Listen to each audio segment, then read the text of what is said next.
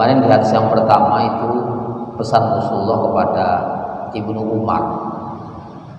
Beliau menyampaikan satu sabda, kun fid dunya ka'annaka gharibun aw 'abir sabilin. Jadilah engkau di dunia ini seolah-olah seperti pengembara ataupun orang yang musafir melewati jalan, sehingga tidak harus kita sadar kita tidak abadi di dunia. Ini kemudian menimbulkan satu sikap Ibnu Umar. Wa kana Ibnu Umar radhiyallahu anhu yaqulu idza amsayta fala tantadir sabah wa idza asbahta fala tantadir masa. Disikapi oleh Ibnu Umar kemudian beliau menyampaikan satu pernyataan hikmah. Jika engkau telah masuk waktu sore, maka tidak perlu kita menunggu pagi untuk melakukan kebaikan. Sama wa idza asbahta fala tantadir masa, jika engkau berada pada waktu pagi, tidak perlu kita menunggu waktu sore untuk melakukan kebaikan. Karena bahwa kita di dunia itu tidak abadi dan kapan-kapan kita akan didatangi kematian. Wa khudh min sihatika limaradika, dan manfaatkanlah kesehatanmu sebelum kita sakit, karena ketika sakit kita tidak bisa melaksanakan apa-apa. Wa min hayatika limautika, dan ambillah manfaat kehidupanmu karena nanti ketika kematian kita tidak bisa melakukan apa-apa. Riwayat Bukhari.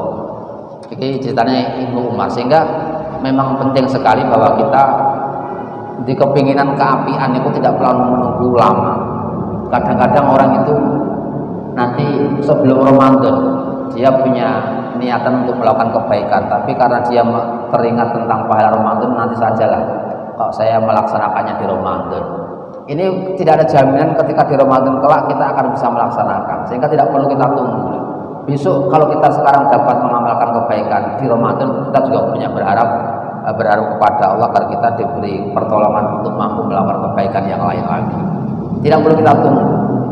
Sama kalau kita dibandingkan, biasanya teman-teman itu coba mempertanyakan masalah antara akikah karo kurban itu dhisik endi.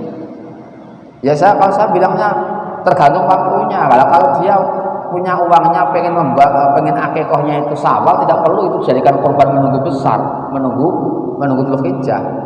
Kalau memang pas ngepasi Dzulhijjah, yaitu kita buat untuk kurban. Kalau kita masih Syawal, masa nanti ketika saya akikah, saya nanti tidak bisa menjamin di saat Dzulhijjah saya bisa berkorban. Nanti sekalian saya tak korban di Dzulhijjah. Kan tidak ada jaminan kita hidupnya sampai Dzulhijjah, kan tidak ada.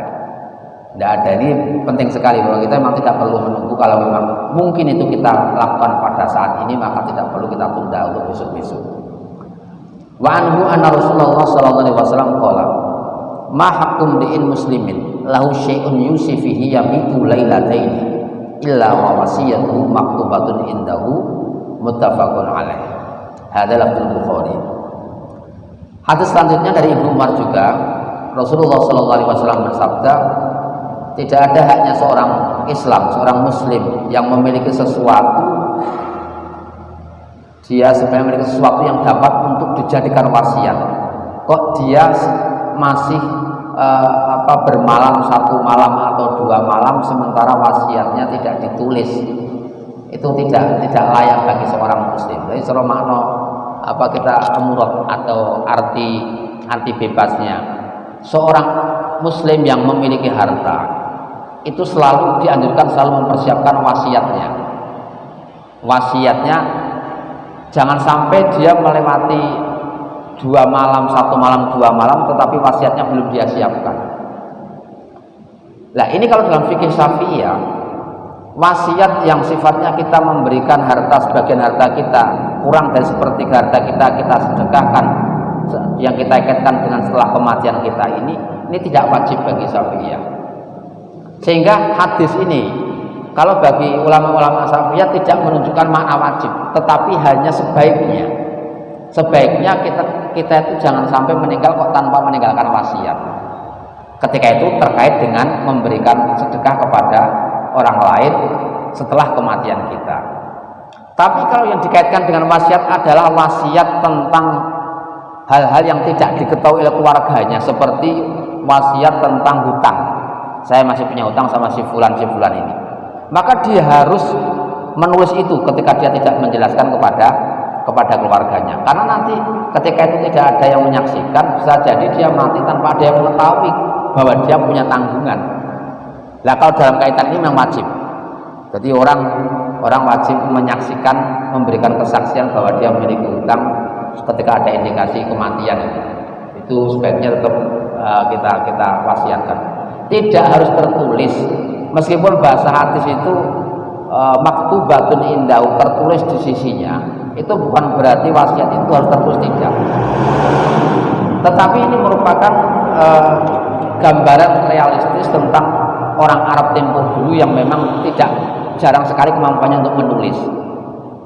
Tapi yang penting di sini adalah bahwa wasiatnya disaksikan kepada orang. Tidak harus ditulis. Kalau orang Arab itu kan jarang yang menulis. Bahasa maktubatun di sini maksudnya ditetapkan dengan kesaksian orang lain. Artinya bahwa dengan penakmilan semacam ini akhirnya sama dengan selaras dengan fikih-fikih Syafi'iyah bahwa tulisan itu tidak bisa dijadikan sebuah pegangan. Katakanlah kita punya tulisan orang lain yang dalam tulisan tersebut dia mengasih sesuatu kepada kita, kemudian kita menuntut berdasarkan sesuatu tersebut. Kalau dalam fikih Syafi'iyah tulisan itu hanya kinayah, sehingga ketika kita dalam hukum tidak punya pengaruh hukum. Kalau dalam fikih Syafi'iyah, sehingga ketika orang menceraikan istrinya lewat SMS atau lewat WA, itu apakah jadi cerai dia? Tidak jadi ketika tidak ada niat. Jadi kalau tulisan itu dikatakan kinayah. Kalau kinayah artinya itu tidak akan memiliki konsekuensi hukum ketika tidak diniati. Itu dalam tulisan. Jika kita tidak bisa berpegangan ini karena ada tulisan semacam ini, berarti kita harus melanjutkan atau menepati tulisan ini. Tidak seperti itu. Wa fi riwayatil muslimin yabitu thalathata layalin. Dalam riwayat yang berbeda itu melewati 3 malam, tidak hanya 2 malam. Qala Ibnu Umar, ma marrat alayya lailatun mundu sami'tu Rasulullah sallallahu alaihi wasallam qala dzalika illa wa indi wasiyati. Jadi tentang kuatnya Ibnu Umar mengikuti Rasulullah. Kata beliau, sejak aku mendapatkan sabda Rasulullah tadi, maka saya tidak pernah melewatkan malam saya kecuali wasiat saya telah saya tulis di sisi saya. Karena saya mendengar langsung mendapatkan pesan dari Rasulullah itu, sehingga saya tidak pernah melewati malam saya kecuali wasiat saya ada di sisi saya. Jangan-jangan nanti dia meninggal mendadak terus nanti belum sempat pesan apa-apa. Nah ini monggo, kalau mungkin di mazhab lain ada yang mengatakan bahwa wasiat itu hukumnya wajib. Jadi orang yang memiliki sesuatu untuk diwasiatkan, maka dia wajib mewasiatkan sebagian hartanya, tentunya tidak melewati sepertiga harta kekayaannya. Wa Anas radhiyallahu anhu qala khattan Nabi sallallahu alaihi wasallam khututan faqala hadzal insan wa hadza ajalu. Fa bainama huwa kadzalika idza al-khattu al-aqrab wal Bukhari. Dilanjutkan pula dalam hadis selanjutnya sama ini. Wa Ibnu Mas'ud radhiyallahu anhu qala khattan Nabi sallallahu alaihi wasallam khattan murabba'an wa khattan fil wasat kharijan minhu wa khatta khutatan sigharan ila hadzal ladzi fil wasat min janibil ladzi fil wasat faqala hadzal insan wa hadza ajalu muhitam bih aw qad ahata bihi wa hadzal ladzi huwa kharijun amalu wa hadhihi al khutatu as-sighar al aqrab fa in akhta'u hadza naha syauhada wa in akhta'u hadza naha syauhada wal Bukhari. Kemudian selanjutnya yang ketiga dan keempat, hadis riwayat sahabat Anas dan riwayat Ibnu Mas'ud, ini isinya sama, bahwa Rasulullah pernah mengajari kepada sahabatnya dengan cara menggambar untuk menjelaskan agar lebih jelas. Jadi ini Rasulullah itu kalau menjelaskan sesuatu agar gamblang kadang-kadang membutuhkan skema, pakai tulisan, ditulis kayak digambarkan sama Rasulullah, bergaris-garis.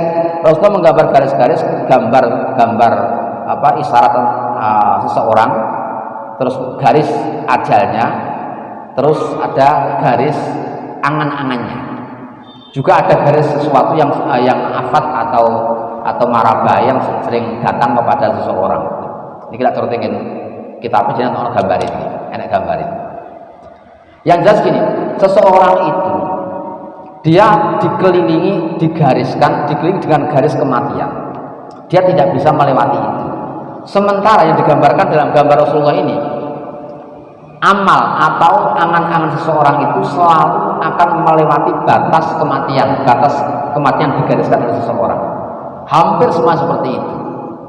Padahal di samping-sampingnya juga ada sesuatu yang menjadi mara bahaya yang mengincar dirinya. Kadang-kadang kita sakit, kadang-kadang kita kita belum sempat melakukan apa, sudah datang lagi penyakit. Kita ada halangan apa, atau mungkin harta kita yang tidak ada dan sebagainya. Itu merupakan penyakit. Kemudian digambarkan oleh Rasulullah, tiba-tiba ketika seseorang masih mengangan-angan terhadap cita-citanya itu, tiba-tiba garis kematiannya telah sampai kepada garis kematiannya, sehingga dia belum bisa mencapai apa yang menjadi angan-angannya, sudah keburu dia mati. Ini digambarkan Nabi ngoten. Jadi corot garis ini, ada garis kotak, seseorang ada di tengah-tengahnya. Itu angan-angannya itu ada satu garis yang menembus melewati kotak tadi. Gambarnya semacam itu. Ada kemungkinan memang hampir semua orang akan memiliki angan-angan yang melebihi daripada batas hidupnya. Lagi akhirnya apa ini dijelaskan oleh Rasulullah agar apa kita lebih hati-hati, jangan terlalu sibuk kita memperhatikan dengan angan-angan kita. Tetapi apa yang ada sekarang itu cepat kita kerjakan. Apa yang ada sekarang itu kita maksimalkan. Tidak perlu menunggu besok-besok. Apalagi ketika kaitannya dengan akhirat. Kalau ulama-ulama ahli sufi itu masya Allah, ada pernyataan saya ketika saya berdiri, saya tidak pernah berangan-angan setelah ini saya mampu melangkahkan kaki saya. Bisa jadi sebelum saya sempat melangkahkan kaki saya sudah mati. Artinya saking mepetnya dengan angan-angan, dengan kematian, dengan ingat kematian itu, sampai beliau dalam setiap aktivitasnya tidak pernah menganggap bahwa itu pasti selesai.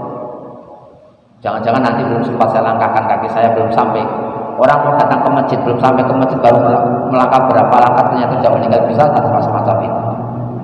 Sehingga ini intinya bahwa kita tidak perlu menunggu untuk beramal baik, tidak perlu kita menunggu besok-besok. Kalau memang ada kesempatan ya monggo lah kita langsung laksanakan.